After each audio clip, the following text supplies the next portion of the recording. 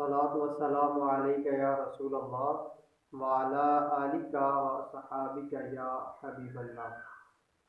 बाज़ अहबाब इस बात की शिकायत करते रहते हैं कि हम वक्तन फ़वक्तन मुख्तलिफ़ बीमारियों का शिकार होते हैं, हमें जो है वो सेहत नहीं मिलती।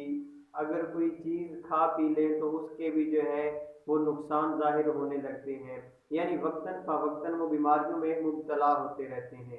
तो ऐसे शख्स हर वक्त या सलामों का विर्द करते रहा करें, वुज़ू हो या ना हो, उठते बैठते चलते फिरते हर वक्त या सलामों का विर्द करते रहा करें। और जो लोग दायमी बीमार रहते हैं, यानी हमेशा बीमारियों का शिकार रहते हैं, तो ऐसे लोग जो हैं वो या मुईदू इसका विर्द करते रहा करें।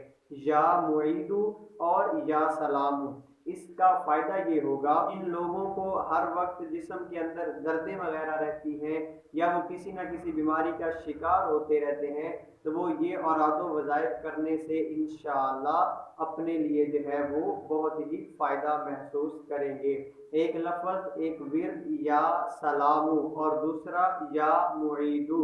जो दायमी बीमार है, जो हमेशा बीमार रहता है, वो या मुईदू का विर्द करते रहें। और जो दूसरे लोग हैं जिनको दर्दें वगैरह महसूस होती रहती हैं या हर किस्म की बीमारी से बचने के लिए वो या सलामू इसका विर्द करते रहा करें, इंशाअल्लाह फ़ायदा ज़रूर महसूस करेंगे।